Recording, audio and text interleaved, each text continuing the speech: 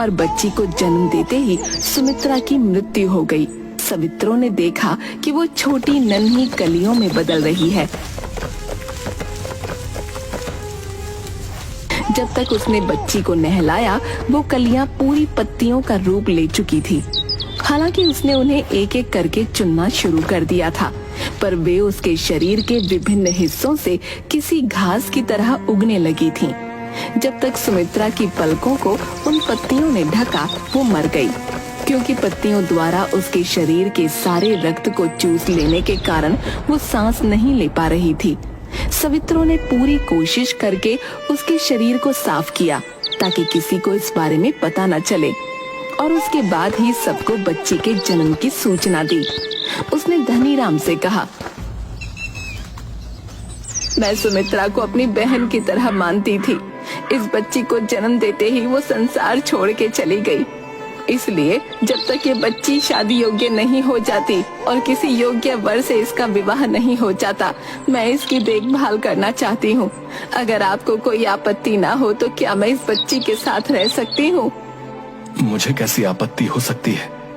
तुमने ऐसा कहकर मुझे इस चिंता से मुक्त कर दिया कि मेरी इस छोटी सी दूध पीती बच्ची को बिना माँ के मैं अकेले कैसे पालूंगा। असल में सवित्रों को डर था कि कहीं शिशु के शरीर में से भी पत्तियां ना फूटने लगें और उसकी भी मृत्यु ना हो जाए। धनीराम ने अपने घर के पिछवाड़े में सवित्रों के लिए एक घर बनवा दिया ताकि वो वहाँ रहते हुए बच्ची की देखभाल कर सके। वैसे भी उसका कोई रिश्तेदार नहीं था। उस बच्ची का नाम तेजी मोली रखा गया, लेकिन सब लोग उस बच्ची को प्यार से तेजी कहते थे। समय के साथ तेजी भी बड़ी होने लगी। एक दिन गांव के मुखिया और कुछ लोग धनीराम के घर उससे मिलने आए।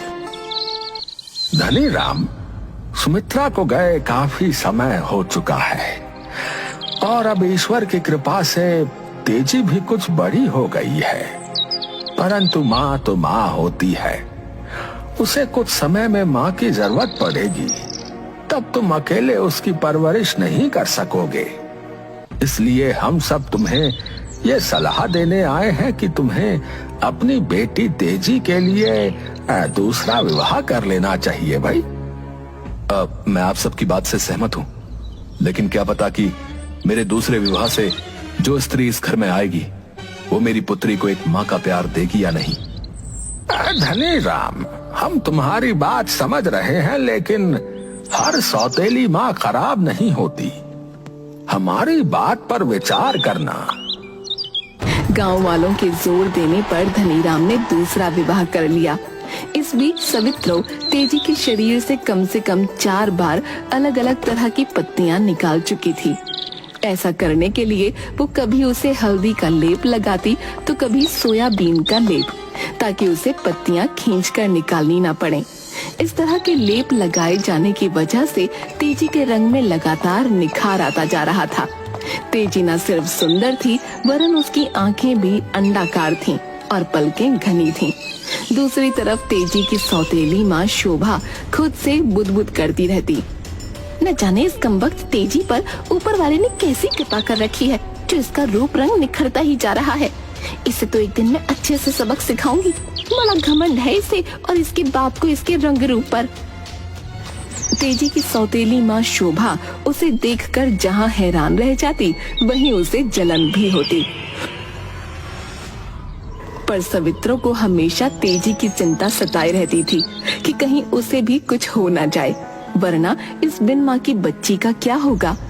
एक दिन धनीराम के घर पर जब वो बाहर अपना सामान बेचने जाने के लिए सामान बांध रहा था, अचानक तेजी के जोर जोर से चिल्लाने की आवाज आती है। अम्मा, अम्मा उठो ना, तुम्हें क्या हो गया? तुम उठती क्यों नहीं हो?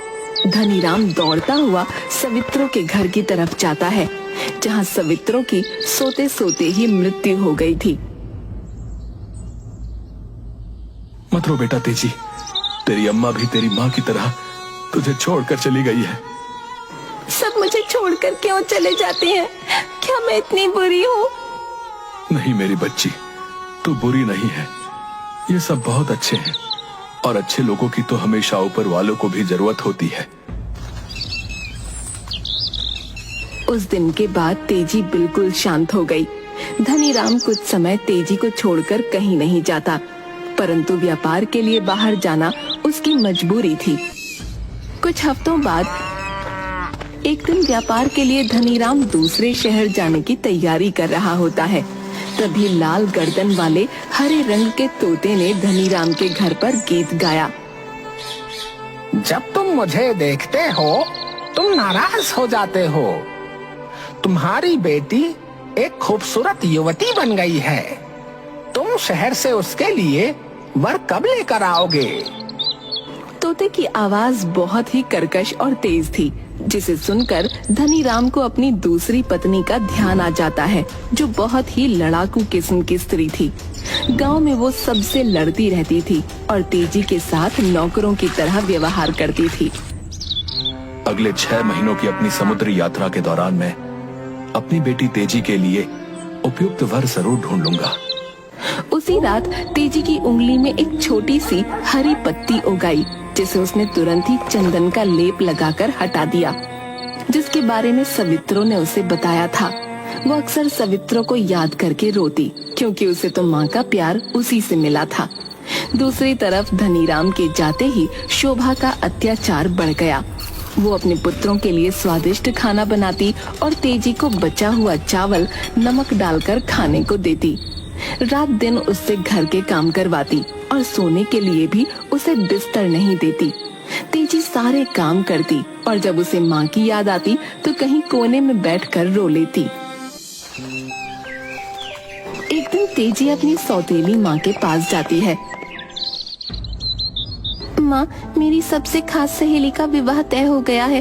क्या आप मुझे उसके विवाह में जाने की अनुमति देंगी? तू अगर विवाह में जाएगी तो घर का काम कौन करेगा? माँ, मैं घर का सारा काम करके जाऊंगी और जल्दी ही वापस भी आ जाऊंगी। शोभा गुस्से में वहाँ से चली जाती है और कुछ समय बाद तेजी को आवाज देती है।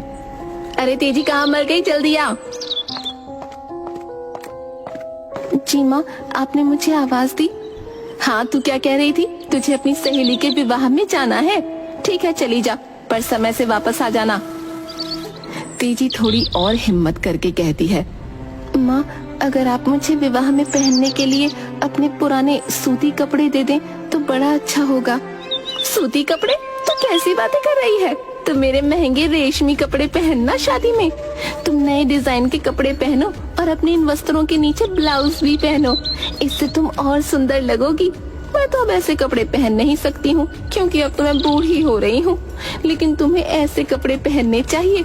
अपनी सहेली के विवाह में तुम भी खूब सज कर जाओ। पर क्या तुम अकेली वहाँ जा सकोगी? हाँ, मैं अकेली जा सकती हूँ। शोभा तो कुछ और ही सोच रही थी। उसने उन कपड़ों को एक जूट के थैले में डालते हुए रेशमी वस्त्र की तहों के बीच धीरे धीरे जलने वाला एक अंगार और एक छोटा सा चूहा रख दिया।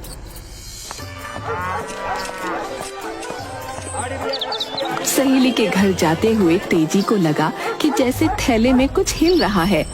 वो उसे खोलकर देखना चाहती थी। तभी उसे शोभा की कही हुई बात याद आ गई। शोभा ने उसे हिदायत दी थी, विवाह स्थल पर पहुंचकर ही थैला खोलना, उससे पहले नहीं, वरना रास्ते की धूल मिट्टी से वस्त्र गंदे हो जाएंगे। तेजी ने खुद से कहा, अगर मैंने इस थैली को खोला तो माँ गुस्सा हो जाएंगी, और फिर पहली बार माँ ने मुझे ममता भरी निगाहों से देखा है। मैं उस ममता को खोना नहीं चाहती। मुझे हर हाल में उसे खुश रखना होगा। तेजी और तेजी से चलना शुरू कर देती है ताकि वो जल्दी से अपनी सहेली के घर पहुंच सके। माँ के डर से तेजी चुपचाप चलती रही। उसने अपने थैले से धुआं निकलता देखा नहीं। विवाह स्थल पर पहुंचने के बाद जब उसने पहनने के लिए वस्त्रों को निकाला और देखा कि वे जगह जगह से कटे हुए हैं और कहीं कहीं से जल भी गए हैं, तो वो हैरान रह गई। वो डर के मारे रोने लगी। अब तो माँ कोई बड़ी सजा देंगी, क्योंकि मैंने माँ के इतने कीमती कपड़े जो खराब कर दिए। उसकी सखी ने उसे सांत्वना देने की कोशिश की। तेजी, तुम इसके लिए उत्तरदायी नहीं हो।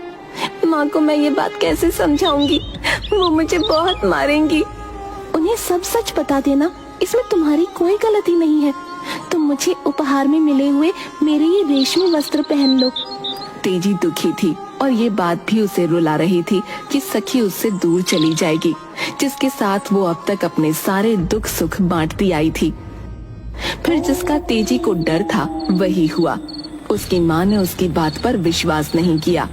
शोभा ने तेजी के लंबे बालों को खींचा और उसे मारने लगी। मुझे तुझ पर विश्वास नहीं करना चाहिए था, तू तो इस लायक है नहीं। तूने मेरे रेशमी वस्त्र खराब कर दिए, अब तुझे इसकी सजा तो मिलेगी ही। सजा के रूप में तुझे ये भीगे हुए चावलों को पीसना होगा। तेजी बहुत रोई। माँ, मैंने सचमुच आपके वस्त्र नहीं फाड़े हैं। शोभा नहीं मानी। वो तो कब से तेजी को मारना चाहती थी और अब इस सुनहरे अवसर को वो गंवाना नहीं चाहती थी, खासकर जब उसके पिता भी घर पर नहीं थे।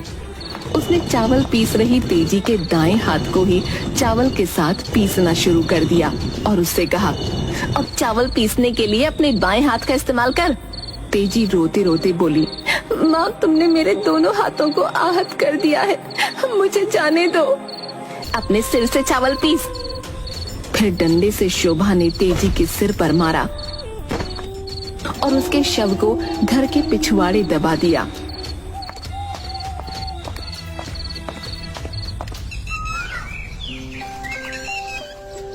उस जगह से कद्दू की एक बेल निकल आई। कद्दू का पौधा गीत गाता और अपने फूलों की खुशबू बिखेरता रहता। पौधे द्वारा गाया जाने वाला गीत बहुत ही मधुर होता था। लगता था कि कहीं बहुत दूर कोई स्त्री गा रही है। एक दिन पड़ोसी शोभा से, क्या बात है शोभा बहन, बहुत दिनों से तेजी नहीं दिख रही। हाँ, वो कुछ महीनों के लिए अपनी सहेली के घर गई है, कुछ समय बाद वापस आ जाएगी। एक दिन एक दुबली पतली स्त्री भीख मांगने आई। मालकिन, भगवान के नाम पर मुझे एक कद्दू दे दीजिए। तुम बेवकूफ हो क्या? मैंने तो हफ्ते से कद्दू नहीं पकाया, यहाँ तक कि रोहू मछली के साथ खाने के लिए भी नहीं। मैंने अपने बेटे को आज ही बाजार भेजा है कि कहीं से एक अच्छा कद्दू ले आए। तुमने कहाँ से मेरे घर में कद्दू देख लिया? मैं झूठ नहीं बोल रही हूँ, आप इस घर की मालकिन हैं और अगर आप मुझे कद्दू नहीं देना चाहती हैं तो कोई बात नहीं। स्त्री जाने के लिए वापस मुड़ी। शोभा हैरानी से बोली, मुझे नहीं पता कि तुमने कद्दू कहाँ देखा है, पर अगर ऐसा है तो खुद ही जाकर ले लो।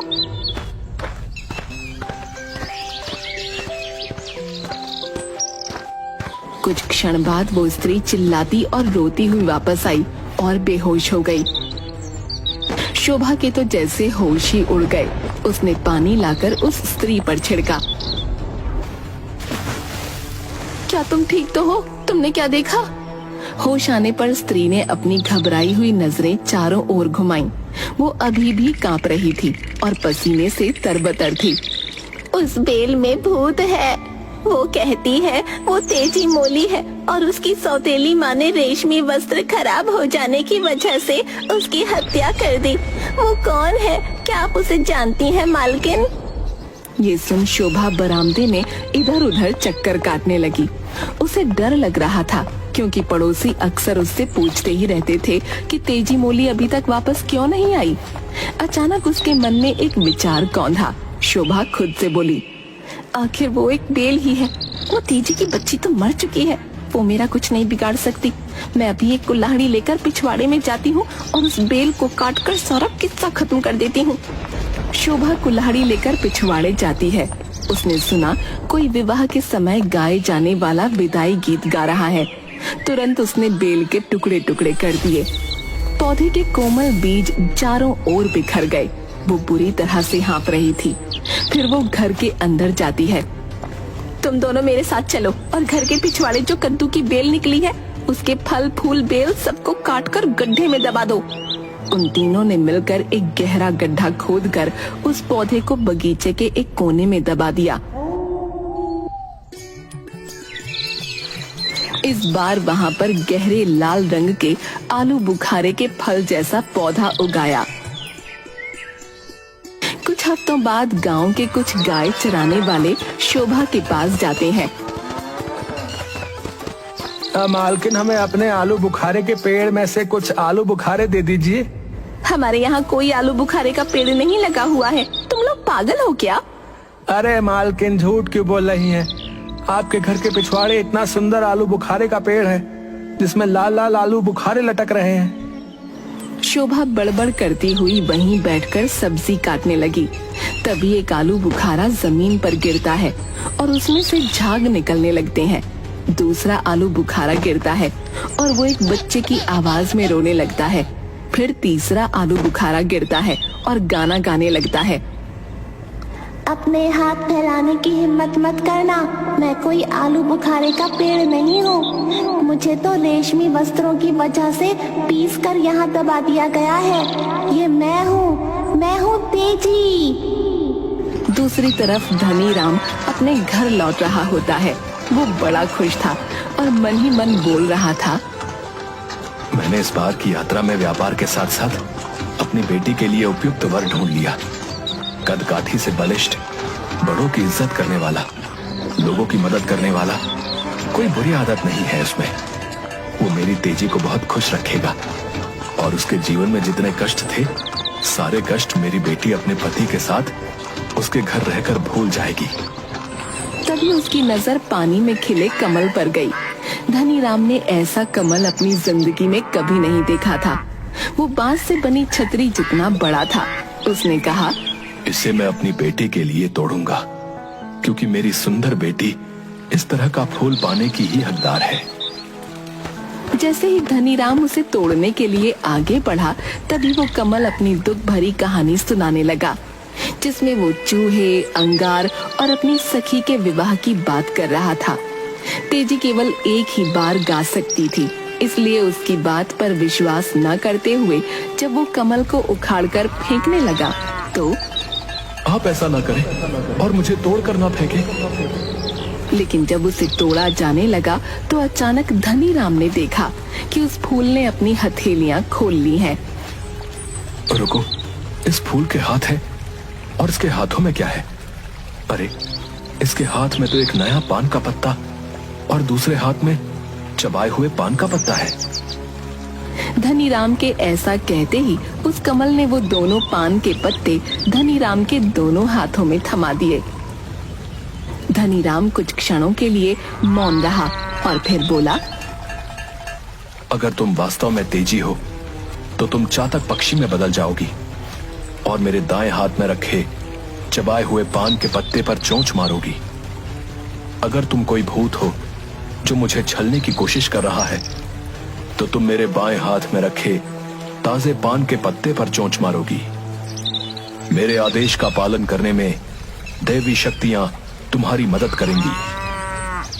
हवा अचानक बहते बहते रुक गई।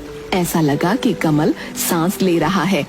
जब धनी राम घर पहुंचा तो पिंजरे में एक चातक पक्षी भी उसके साथ था। शोभा ने उसके बारे में कोई जिज्ञासा नहीं दिखाई। तेजी कहाँ है? वो दिख नहीं रही है। शोभा जोर जोर से रोने लगी।